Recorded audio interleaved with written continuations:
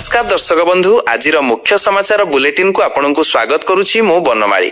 ओडिशार कोण अनुकोणरू देश दुनियार समस्त गुरुत्वपूर्ण खबर सबुठु आगे जानिबा पई आम चैनल को एबे ही सब्सक्राइब करंतु एवं वीडियो को गोटे लाइक करी आमर उत्साह बढ़ांतु। कमेंट बॉक्स रे भक्तिर सह जय जगन्नाथ निश्चय लिखंतु। आज आमे आलोचना करिबा पीएम किसान सुभद्रा योजना सुना दर एवं आजिर पाणीपाग विषय रे। तेबे आसंतु नजर पकाइबा आजिर प्रथम बड़ खबर उपरे। आजिर प्रथम खबर सोशल मीडिया पंझारू केमिति मुकुलिबे कोमलमती छात्र छात्री। इंटरनेट रु अपकारी आउ क्षतिकारक कंटेंट द्वारा किभली प्रभावित हेबेनी छोट छोट पिला। सोशल मीडिया रो बहुल व्यवहार एबे शिशुर मनस्तत्व और पिलांक भविष्यत प्रति सतर्क घंटी बजाइबा परे प्रथम एक्शन मोड को आसीथिला ऑस्ट्रेलिया। आउ परे फ्रांस और उत्तर कोरिया भी ए धारा सामिल हेबा परे भारतर प्रथम राज्य भावे ए क्षेत्र में आगो को पाद बढ़ाई कर्णाटक। भारतर प्रथम राज्य भावे कर्णाटक सरकार 16 वर्ष पर्यंत पिलांक उपरे सोशल मीडिया व्यवहार कटकणा नहीं अलर्ट होइछंती। खूब शीघ्र कर्णाटक सरकार ए उपरे नियम आनिबाकू जाउथिबारु एबे प्रश्न ओडिसा रे आसीबो कि समान धरणर आईन। सामाजिक गणमाध्यमठू पिलांकू दूरेई रखिबाकू राज्य सरकार आनिबे कि आईन।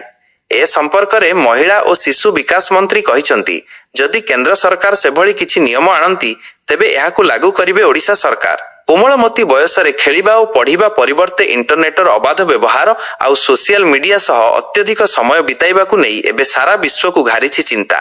किंतु ऑस्ट्रेलिया विश्वर प्रथम राष्ट्र भावे गत वर्ष डिसेंबर रे नैथिबा कठोर पदक्षेप देश रे 16 वर्षर कम बयसर पिलांक पई फेसबुक, इंस्टाग्राम और टिकटॉक भली प्लेटफॉर्म को संपूर्ण बैन करिथिला। आउ परे फ्रांस मध्य एथिपाई बापा मांको अनुमति को बाध्यतामूलक करिथिला। परवर्ती खबर युद्ध बंद घोषणा परे पुणी बड़ अटैक। 10 मिनिट रे लेबानन रे 100 मिसाइल माड़। आक्रमण परे पुणी हरमुज बंद कला ईरान। तीन देश मध्य रे हरमुज को नहीं विवाद एबे जथा पूर्वं तथा परं। ट्रम्पंक युद्ध विरति घोषणा परे एबे पुणी सीज फायर होईची।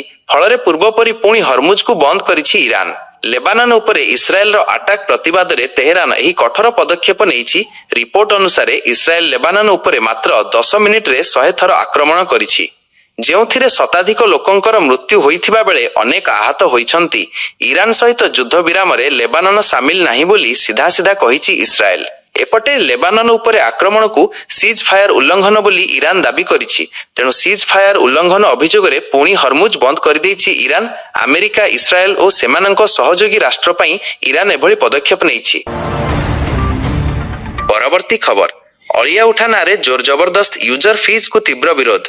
तेजिला असंतोष। एकाठी हेले भुवनेश्वर विभिन्न संगठन और सचेतन नागरिक बीएमसी ऑफिस घेरिबाकू हेले सजबाज।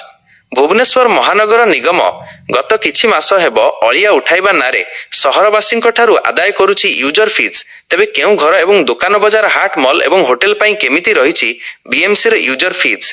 लिजी घरे रहुथिबा लोकंकु मासिक देबाकू पड़िबो 50 टंका। मेजी घरे रहुथिले मासिक 75 टंका और एचआईजी बासिंदा मासिक देबे 125 टंका। गेस्ट हाउस एवं छोट होटेल 500 रु 1000 टंका पर्यंत देबे। 3 स्टार होटेल रु आरंभ करी 5 स्टार होटेल पई 5000 टंका रु 10000 टंका पर्यंत देबाकू पड़िबो यूजर फीस चार्जेस। शॉपिंग मॉलर आकार नहीं देबाकू पड़िबो 100 रु 500 टंका। रेसिडेंशियल स्कूल और कॉलेज पई 1000 टंका रु 3000 टंका एवं प्रति 100 पिलांक पई 61000 टंका मध्य देबाकू पड़िबो। विवाह पई कल्याण मंडप एवं अस्थायी सभा समिति पई भी ओजन अनुसार 10000 रु आरंभ करी 40000 टंका फीस गणिबाकू पड़िबो। परवर्ती खबर सीबीएसई स्कूल कर्तृपक्षों पई जरूरी खबर। जदि आपणक स्कूल रे एजाए तृतीय भाषा बा R3 पढ़ा आरंभ होइनी तेबे सावधान। कारण केंद्रीय माध्यमिक शिक्षा बोर्ड एबे एक्शन रे मात्र 7 दिन मध्य रे एही नियम लागू करिवाकू समस्त अफिलिएटेड स्कूल को सीधा सड़क निर्देश दिया जाइछि। 9 एप्रिल गुरुवार सीबीएसई पक्षरु जारी होइथिबा एक सर्कुलर रे एही निष्पत्ति को जरूरी एवं बाध्यतामूलक बोली कुहा जाइछि। 2026 एवं 27 शिक्षा वर्षरु षष्ठ श्रेणी रे तृतीय भाषा पढ़ाइबा एबे बाध्यतामूलक। बोर्ड निर्देश अनुसार जो स्कूल गुड़िक एजाए तृतीय भाषा चयन करिनाहांती सेमानंकु सप्ताहे भितरे एहाकू लागू करिबाकू हेबो। तेबे सरकारी पाठ्यपुस्तक आसिबाकू विलंब होई पारे, किंतु पाठपढ़ा अटकिबो नाही। स्कूल माने लोकल मटेरियल बा स्थानीय बही व्यवहार करी क्लास आरंभ करिवे। एथि सहित केउ भाषा पढ़ा जाउची ताहा ओएसिस पोर्टल रे तुरंत अपडेट करिबाकू कुहा जाइछि। ସବୁଠାରୁ ଗୁରୁତ୍ୱପୂର୍ଣ୍ଣ କଥା ହେଉଛି ଯଦି ସ୍କୁଲ ଷଷ୍ଠ ଶ୍ରେଣୀରେ ଯେଉଁ ଭାଷାକୁ ତୃତୀୟ ଭାଷା ଭାବେ ଗ୍ରହଣ କରିବ, ପରବର୍ତ୍ତୀ ସମୟରେ ନବମ ଏବଂ ଦଶମ ଶ୍ରେଣୀରେ ଛାତ୍ରଛାତ୍ରୀମାନଙ୍କୁ କେବଳ ସେହି ଭାଷାରେ ହିଁ ପରୀକ୍ଷା ଦେବାର ସୁଯୋଗ ମିଳିବ। ପରବର୍ତ୍ତୀ ଖବର, ପଡ଼ୋଶୀ ଦେଶ ବାଂଲାଦେଶରୁ ଆସିଛି ଏକ ହୃଦୟ ବିଦାରକ ଖବର। ସାମାନ୍ୟ ମିଳିମିଳା ଏବେ ସେଠାରେ ରକ୍ତମୁଖା ସାଜିଛି। ମାର୍ଚ୍ଚ 2026ରୁ ଆରମ୍ଭ ହୋଇଥିବା ଏହି ଆତଙ୍କ ଏବେ ସୁଦ୍ଧା 100ରୁ ଅଧିକ ନିଷ୍ପାପ ଶିଶୁଙ୍କ ଜୀବନ ନେଇସାରିଲାଣି। ତେବେ ଆସନ୍ତୁ ଜାଣିବା କାହିଁକି ହଠାତ୍ ଏତେ ଭୟଙ୍କର ରୂପ ନେଲା ମିଳିମିଳା। ବାଂଲାଦେଶରେ ମାତ୍ର କିଛି ସପ୍ତାହ ମଧ୍ୟରେ 900ରୁ ଅଧିକ ନିଶ୍ଚିତ ମାମଲା ଏବଂ ପ୍ରାୟ 7,500 ସନ୍ଦିଗ୍ଧ କେସ୍ ସ୍ୱାସ୍ଥ୍ୟ ବ୍ୟାପାର ନିଦ ହଜାଇ ଦେଇଛି। ବିଶେଷ କରି 5 ବର୍ଷରୁ କମ୍ ଶିଶୁ ଏବଂ 9 ମାସରୁ କମ୍ ବୟସର ଶିଶୁମାନେ ଏହାର ଶିକାର ହେଉଛନ୍ତି। ରିପୋର୍ଟ ଅନୁଯାୟୀ ମିଳିମିଳା ବ୍ୟାପିବା ପଛରେ ଅନେକ କାରଣ ରହିଛି। ବିଶ୍ୱ ସ୍ୱାସ୍ଥ୍ୟ ସଂଗଠନ WHO ଅନୁସାରେ 95% ଟିକାକରଣ ଜରୁରୀ, କିନ୍ତୁ ବାଂଲାଦେଶରେ ଅନେକ ଶିଶୁ ଡୋଜ୍ ନେବାରୁ ବଞ୍ଚିତ ହୋଇଛନ୍ତି। ଦେଶରେ ଲାଗି ରହିଥିବା ରାଜନୈତିକ ଅସ୍ଥିରତା ଯୋଗୁଁ ନିୟମିତ ଟିକାକରଣ କାର୍ଯ୍ୟକ୍ରମ ବାଧାପ୍ରାପ୍ତ ହୋଇଛି। ଅନେକ ସ୍ଥାନରେ ଟିକାର ଅଭାବ ଏବଂ ଯୋଗାଣରେ ବିଳମ୍ବ ସ୍ଥିତିକୁ ଅଧିକ ଜଟିଳ କରିଛି। ତେବେ ମିଳିମିଳା ଏତେ ମାରାତ୍ମକ ଯେ ଜଣେ ସଂକ୍ରମିତ ବ୍ୟକ୍ତି ସଂସ୍ପର୍ଶରେ ଆସିଲେ 10 ଜଣଙ୍କ ମଧ୍ୟରୁ 9 ଜଣଙ୍କୁ ଏହା ବ୍ୟାପିଥାଏ। ଏଭଳି ପରିସ୍ଥିତିରେ ଲୋକମାନଙ୍କୁ ଜ୍ୱର, କାଶ, ନାକରୁ ପାଣି ବୋହିବା ଏବଂ ଶରୀରରେ ଲାଲ ଦାଗ ହେଲେ ତୁରନ୍ତ ଡାକ୍ତରଖାନା ଯିବାକୁ ପରାମର୍ଶ ଦିଆଯାଇଛି। ଅବହେଳା କଲେ ଏହା ନିମୋନିଆ ଏବଂ ମସ୍ତିଷ୍କ ପ୍ରଦାହ ଭଳି ଘାତକ ପରିସ୍ଥିତି ସୃଷ୍ଟି କରୁଛି। ଏହି ଘଟଣା କେବଳ ବାଂଲାଦେଶ ନୁହେଁ, ବରଂ ସାରା ବିଶ୍ୱ ପାଇଁ ଏକ ଚେତାବନୀ। ଟିକାକରଣରେ ସାମାନ୍ୟ ହେଳା କେତେ ବଡ଼ ବିପତ୍ତି ଆଣିପାରେ, ତାହା ବାଂଲାଦେଶର ଏହି ସ୍ଥିତି ପ୍ରମାଣିତ କରୁଛି। ସଜାଗ ରୁହନ୍ତୁ, ପିଲାଙ୍କୁ ସଠିକ୍ ସମୟରେ ଟିକା ଦିଅନ୍ତୁ। ପରବର୍ତ୍ତୀ ଖବର, ପୋଖରୀରେ ବୁଡ଼ି 2 ଭଉଣୀଙ୍କ ସମେତ 3 ଶିଶୁ ମୃତ। ନବରଙ୍ଗପୁର ଜିଲ୍ଲା ଉମରକୋଟ ବ୍ଲକ କୁର୍ସି ଗାଁର ଉପରପାରାରେ ଘଟିଛି ଏହି ଅଘଟଣ। ସୂଚନା ଅନୁଯାୟୀ ଗାଧୋଇବାକୁ ଯାଇ ପୋଖରୀରେ ବୁଡ଼ି 3 ନାବାଳିକାଙ୍କ ମୃତ୍ୟୁ ହୋଇଛି। ଗାଁର ରାଜମନ ଗଣ୍ଡଙ୍କ 2 ଝିଅ ଏବଂ ବାଲସାଇ ଗଣ୍ଡଙ୍କ ଗୋଟିଏ ଝିଅ 3 ଜଣ ଘର ପାଖ ପୋଖରୀକୁ ଗାଧୋଇବାକୁ ଯାଇଥିଲେ। ଏହି ସମୟରେ ପାଣିରେ ବୁଡ଼ି ଯାଇଥିଲେ। ମୃତକଙ୍କ ମଧ୍ୟରେ 2 ଜଣଙ୍କ ବୟସ 6 ବର୍ଷ ଏବଂ ଜଣଙ୍କର ବୟସ 5 ବର୍ଷ ବୋଲି ଜଣାପଡ଼ିଛି। ନିମିଷକ ମଧ୍ୟରେ ସବୁକିଛି ହୋଇଗଲା ପାଉଁଶ। ଆକାଶରୁ ଖସିଲା କାଳରୂପୀ ବଜ୍ରପାତ ଆଉ ଉଜାଡ଼ି ଦେଲା ଗରିବ ଚାଷୀର ସଂସାର। ନୟାଗଡ଼ ଖଣ୍ଡପଡ଼ା ବ୍ଲକ ଢୋଲମରା ଗାଁରେ ଦେଖିବାକୁ ମିଳିଛି ପ୍ରକୃତିର ଏଭଳି କିଛି କରାଳ ରୂପ। ଗୋକୁଳ ସ୍ୱାଇଁଙ୍କ ବାଡ଼ିରେ ଥିବା ଏକ ଶାଗୁଆନ ଗଛ ଉପରେ ବଜ୍ରପାତ ହେବା ଫଳରେ ଗଛଟି ସମ୍ପୂର୍ଣ୍ଣ ଜଳିଯାଉଛି। ଖାଲି ସେତିକି ନୁହେଁ, ନିଆଁର ପ୍ରକୋପରେ ପାଖରେ ଥିବା 2 ବଖରା ଚାଳଘର ମଧ୍ୟ ପୋଡ଼ି ଛାରଖାର ହୋଇଯାଇଛି। ଏଥିସହ ଘରେ ସଞ୍ଚିତ ଥିବା ରବି ଫସଲ ମୁଗ, ବିରି ଏବଂ ଚଣା ସମ୍ପୂର୍ଣ୍ଣ ନଷ୍ଟ ହୋଇଯାଇଛି। ଏପରିକି ଗୋରୁଙ୍କ ଖାଦ୍ୟ ମଧ୍ୟ ନିଆଁ ଦାଉରୁ ରକ୍ଷା ପାଇନାହିଁ। ଖବର ପାଇଁ ଗଣିଆ ଦମକଳ ବାହିନୀ ଘଟଣାସ୍ଥଳରେ ପହଞ୍ଚି ନିଆଁକୁ ଆୟତ୍ତ କରିଥିଲେ ସୁଦ୍ଧା ସେତେବେଳକୁ ଗୋକୁଳଙ୍କ ସର୍ବସ୍ୱ ପୋଡ଼ି ପାଉଁଶ ହୋଇସାରିଥିଲା। ଗରିବ ଶ୍ରେଣୀର ଚାଷୀ ହୋଇଥିବାରୁ ଏବେ ଗୋକୁଳଙ୍କ ପରିବାର ସମ୍ପୂର୍ଣ୍ଣ ଅସହାୟ ହୋଇପଡ଼ିଛନ୍ତି। ଏହି କଷ୍ଟ ଅର୍ଜିତ ଫସଲ ହିଁ ତାଙ୍କ ବଞ୍ଚିବାର ରାହା ଥିଲା। କ୍ଷତିଗ୍ରସ୍ତ ପରିବାରକୁ ତୁରନ୍ତ ସରକାରୀ ସହାୟତା ଯୋଗାଇ ଦେବାକୁ ଗ୍ରାମବାସୀ ଦାବି କରିଛନ୍ତି। ଆଜି ପୁଣି ଖୋଲିବ ଶ୍ରୀଜୀଉଙ୍କ ରତ୍ନଭଣ୍ଡାର। ଦ୍ୱିତୀୟ ପର୍ଯ୍ୟାୟ ଗଣତିର ତୃତୀୟ ଦିନରେ ହେବ ବାହାର ରତ୍ନଭଣ୍ଡାରର ରତ୍ନ ଅଳଙ୍କାର ଗଣତି। ସକାଳ ଧୂପ ପରେ ହେବ ଗଣତି। ପ୍ରଥମ ପର୍ଯ୍ୟାୟରେ ଚଳନ୍ତି ରତ୍ନଭଣ୍ଡାର ଗଣତି କାର୍ଯ୍ୟ ଶେଷ ହେବା ପରେ ଦ୍ୱିତୀୟ ପର୍ଯ୍ୟାୟରେ ରତ୍ନ ଅଳଙ୍କାର ଗଣତି କାର୍ଯ୍ୟ ଜାରି ରହିଛି। 2 ଦିନ ଧରି କଡ଼ା ସୁରକ୍ଷା ମଧ୍ୟରେ ପ୍ରାୟ 40% ଗଣତି କାର୍ଯ୍ୟ ଶେଷ ହୋଇଛି। ଆଜି ସକାଳ ଧୂପ ପରେ ଖୋଲିବ ଭଣ୍ଡାର ଘର। ପୂର୍ବରୁ ନିର୍ଦ୍ଧାରିତ SOP ଅନୁଯାୟୀ ଗଣତି ସମୟରେ ବାହାର କାଠରୁ ଦର୍ଶନ କରିବେ ଶ୍ରଦ୍ଧାଳୁ। ଗତକାଲି କଡ଼ା ସୁରକ୍ଷା ମଧ୍ୟରେ ଦ୍ୱିତୀୟ ପର୍ଯ୍ୟାୟର ଦ୍ୱିତୀୟ ଦିନରେ ରତ୍ନଭଣ୍ଡାର ଗଣତି ହୋଇଥିଲା। 6 ଘଣ୍ଟା କାଳ ଏହି ପ୍ରକ୍ରିୟା ହୋଇଥିଲା। ରାଜ୍ୟ ସରକାରଙ୍କର ଅନୁମୋଦିତ ମାର୍ଗଦର୍ଶିକା ଆଧାରରେ ମଧ୍ୟାହ୍ନ 12:10ରେ ବାହାର ରତ୍ନଭଣ୍ଡାର ଗଣତି ଆରମ୍ଭ ହୋଇଥିଲା। ସନ୍ଧ୍ୟା 6:10 ପର୍ଯ୍ୟନ୍ତ ଏହି ପ୍ରକ୍ରିୟା ଜାରି ରହିଥିଲା। 2 ଦିନରେ ପ୍ରାୟ 40 ପ୍ରକାର ଅଳଙ୍କାରର ଗଣତି ହୋଇଥିଲା। ବାହାର ଚନ୍ଦନ ଓ ଭୌରୀ ସରିବା ପରେ ଭିତର ଚନ୍ଦନ ସମୟରେ ତୃତୀୟ ପର୍ଯ୍ୟାୟ ଆରମ୍ଭ ହୋଇପାରେ।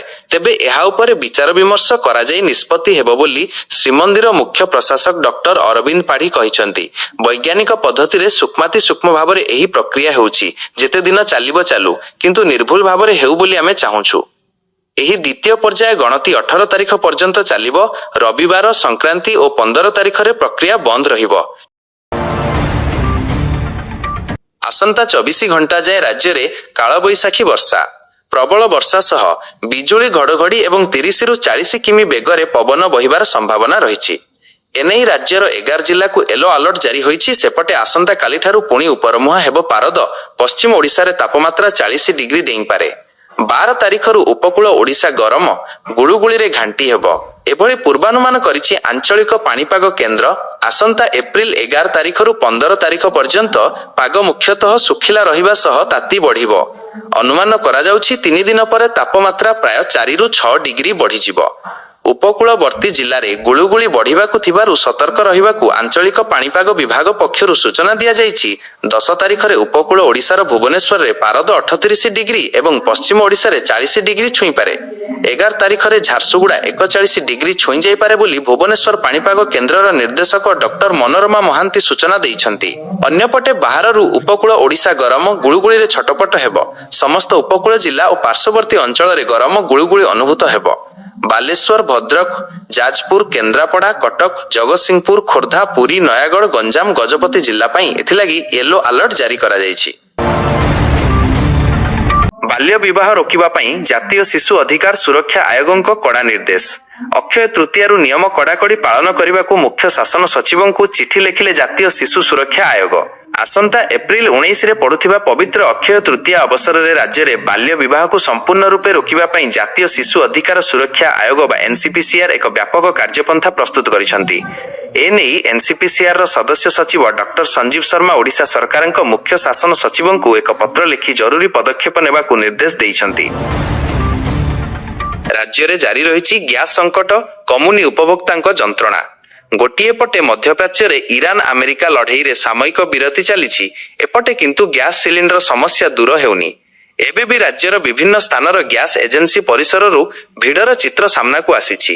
ବିଶେଷ କରି ସମସ୍ୟାର ସମ୍ମୁଖୀନ ହେଉଛନ୍ତି ଘରୋଇ ହଷ୍ଟେଲରେ ଛାତ୍ରଛାତ୍ରୀ ଓ ପ୍ରବାସୀ ଶ୍ରମିକ।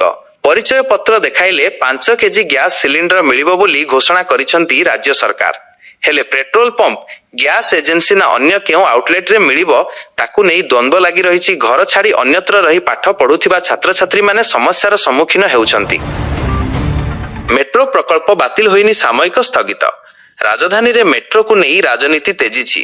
ଭୁବନେଶ୍ୱର ସାଂସଦ ଅପରାଜିତା ଷଡ଼ଙ୍ଗୀଙ୍କ ଚିଠି ପରେ ସ୍ପଷ୍ଟୀକରଣ ରଖିଛନ୍ତି ନଗର ଉନ୍ନୟନ ମନ୍ତ୍ରୀ କୃଷ୍ଣଚନ୍ଦ୍ର ମହାପାତ୍ର। ମେଟ୍ରୋ ପ୍ରକଳ୍ପ ବାତିଲ ହୋଇନି, ବରଂ ସାମୟିକ ଭାବେ ସ୍ଥଗିତ ରହିଛି। ଭୁବନେଶ୍ୱରରେ ମେଟ୍ରୋ କର୍ପୋରେସନ ଅଫିସ ମଧ୍ୟ ଚାଲୁ ରହିଛି। ମୁଖ୍ୟମନ୍ତ୍ରୀ କେଉଁଠି ମନା କରି ନାହାନ୍ତି। ଏହା ମୁଖ୍ୟମନ୍ତ୍ରୀଙ୍କ ବିଚାରାଧୀନ ରହିଛି। ପ୍ରକଳ୍ପ କେମିତି ହେବ ସେ ନେଇ ଚିନ୍ତା କରାଯାଉଛି। ଗତ ସରକାରରେ ଗ୍ରାଉଣ୍ଡ ସ୍ଥିତିକୁ ନ ପରଖି ମେଟ୍ରୋ ପ୍ରକଳ୍ପ ଘୋଷଣା ହୋଇଥିଲା। ଏମିତିକି କେନ୍ଦ୍ରର ସହାୟତା ନିଆଯାଇ ନଥିଲା। ଏବେ ଯାହା ହେବ କେନ୍ଦ୍ରର ସହାୟତା ଓ ସହଯୋଗରେ ହେବ ବୋଲି କହିଛନ୍ତି ମନ୍ତ୍ରୀ। କିନ୍ତୁ ଏସବୁ ଭିତରେ ରାଜଧାନୀରେ ମେଟ୍ରୋ ପ୍ରକଳ୍ପ ହେବ ନା ନାହିଁ ତାକୁ ନେଇ କୌଣସି ସ୍ପଷ୍ଟ ସୂଚନା ଦେଇନାହାନ୍ତି ମନ୍ତ୍ରୀ। କଂସେଇ ମାଇଁ ଭାଣିଜୀକୁ କଲବଲ କରି ମାରିଲା। ଘର ଦାଣ୍ଡରେ ବସି ମାଟା ରଡ଼ି ଛାଡ଼ି ବାହୁନି ବାହୁନି କାନ୍ଦୁଛି। ଝିଅର ପୁରୁଣା କଥା ଗୁଡ଼ାକ ମନେ ପକାଇ ଅନେକ ଅଭିଯୋଗ କହିଯାଉଛି। ଏଠି ମାଇଁ ଭାଣିଜୀର ତଣ୍ଟି ଚିପି ମାରିଦେଇଛି। ଗଞ୍ଜାମ ଜିଲ୍ଲା ଜଗନ୍ନାଥ ପ୍ରସାଦ ଥାନା ଲକ୍ଷ୍ମଣପଲ୍ଲୀରେ ଘଟିଛି ଏହି ଅଭାବନୀୟ ଘଟଣା। ମୃତ ନାବାଳିକା ଜଣକ ହେଲେ ବୁଗୁଡ଼ା ବ୍ଲକ କାନକୁଟରୁ ଗାଁର ମଙ୍ଗୁଳୁ ମହାରଣାଙ୍କ ଝିଅ। ସେ ମାମୁଁ ଘରେ ରହି ପାଠ ପଢୁଥିଲେ। ଗତକାଲି ଦିନ 11ଟାରୁ ଘରୁ ନିଖୋଜ ହୋଇଯାଇଥିଲା। ପରେ ପରିବାର ବହୁ ଖୋଜାଖୋଜି କରି ନ ପାଇବାରୁ ଥାନାରେ ଏତଲା ଦେଇଥିଲେ। ଆଉ ଏବେ ପୁରା ଘଟଣା ସାମ୍ନାକୁ ଆସିଛି। କୁହାଯାଉଛି ଅଭିଯୁକ୍ତ ମାଇଁର ଅନ୍ୟ ଜଣେ ଯୁବକ ସହ ପ୍ରେମ ସମ୍ପର୍କ ଥିଲା। ତେଣୁ ଚୋରା ପିରତି ଧରା ପଡ଼ିଯିବାର ଭୟରେ ଭାଣିଜୀକୁ ସେ ହତ୍ୟା କରିଛି। ସେପଟେ ଥାନାରେ ଏନେଇ ଅଭିଯୋଗ ହେବା ପରେ ପୋଲିସ ଗାଁରେ ପହଞ୍ଚି ମାଇଁକୁ ପଚରାଉଚରା କରିଛି। ଚୋରି ବେଳେ ଶୁଭିଥିଲା ମାଙ୍କ ପାଉଁଜି ଶବ୍ଦ। ସୁନା ଓ ରୂପା ମୁକୁଟ ଆଣିବାକୁ ସାହସ କରିପାରି ନଥିଲେ ଚୋର। ମନ୍ଦିରର ଚୋରି ବେଳେ ମା ଆମକୁ ଡରାଇଲେ। ଗତ ରବିବାର ଦିନ ମା ଭଦ୍ରକାଳୀଙ୍କ ମନ୍ଦିର ଚୋରି ଘଟଣାରେ ଗିରଫ 2 ଯୁବକ ଏଭଳି ବୟାନ ଦେଇଛନ୍ତି। ମନ୍ଦିର ଚୋରି ବେଳେ ଚୋରଙ୍କୁ ଡରାଇଲେ ମାଙ୍କ ହୁଣ୍ଡି ବାକ୍ସ ଭାଙ୍ଗି ଟଙ୍କା ଲୁଟ କରି କୋଠ ଭଣ୍ଡାରକୁ ପ୍ରବେଶ ସମୟରେ ଏହି ଘଟଣା ଘଟିଥିଲା। କୋଠ ଭଣ୍ଡାର ଗୃହରେ ଥିବା ମାଙ୍କ ଅଳଙ୍କାର ଆଲମିରା ଭାଙ୍ଗିବା ବେଳେ ମାଙ୍କ ପାଦର ପାଉଁଜିର ଛମ ଛମ ଶବ୍ଦ ଶୁଣିବାକୁ ମିଳିଥିଲା ବୋଲି କହିଛନ୍ତି। ଲାଗୁଥିଲା ସତେ ଯେମିତି ମା ସେମାନଙ୍କୁ ପିଛା କରୁଥିଲେ। ମାଙ୍କ କୋଠ ଭଣ୍ଡାର ଗୃହ ଏବଂ ଗୃହ ବାହାରେ ଏଭଳି ଘଟଣା ଦେଖି ଚୋରଙ୍କ ଛାତି ଥରି ଉଠିଥିଲା। ତେଣୁ ସେମାନେ କେବଳ ମାଙ୍କ ହୁଣ୍ଡି ବାକ୍ସ ଭାଙ୍ଗି କିଛି ଅର୍ଥ ଧରି ଜୀବନ ବିକଳରେ ପଳାଇ ଆସିଥିଲେ ବୋଲି କହିଛନ୍ତି। ଏପ୍ରିଲ 27 ସୁଦ୍ଧା ସବୁ ସ୍କୁଲର ଛାତ୍ରଛାତ୍ରୀଙ୍କୁ ମିଳିବ ପୋଷାକ। ଡ୍ରେସ୍ ବଣ୍ଟନ ନେଇ ଏସ୍ଓପି ଜାରି ହୋଇଥିବା କହିଛନ୍ତି ଗଣଶିକ୍ଷା ମନ୍ତ୍ରୀ। ମନ୍ତ୍ରୀ କହିଛନ୍ତି ଛୁଟି ଭିତରେ ସମସ୍ତ ଛାତ୍ରଛାତ୍ରୀଙ୍କୁ ଡ୍ରେସ୍ ଯୋଗାଇ ଦିଆଯିବ। 12 ତାରିଖ ସୁଦ୍ଧା ଏଜେନ୍ସି ଚୟନ କରାଯାଇ କାର୍ଯ୍ୟାଦେଶ ବଣ୍ଟନ କରାଯିବ। ଯେଉଁମାନେ ପୂର୍ବରୁ କାର୍ଯ୍ୟାଦେଶ ପାଇଥିଲେ ସେମାନଙ୍କ ନାଁରେ କିଛି ଅଭିଯୋଗ ଥିଲେ କାଟି ଦିଆଯିବ। ଯେଉଁମାନଙ୍କ ନାଁରେ କିଛି ଅଭିଯୋଗ ନାହିଁ ସେମାନଙ୍କୁ ପୋଷାକ ବଣ୍ଟନ ଦାୟିତ୍ୱ ଦିଆଯିବ। ତେବେ କେବେ ସ୍କୁଲ ଛୁଟି ହେବ କିଛି ନିଷ୍ପତ୍ତି ହୋଇନି। ସମୟ ଦେଖି ସଠିକ୍ ସମୟରେ ନିଷ୍ପତ୍ତି ନିଆଯିବ ବୋଲି କହିଛନ୍ତି ଗଣଶିକ୍ଷା ମନ୍ତ୍ରୀ।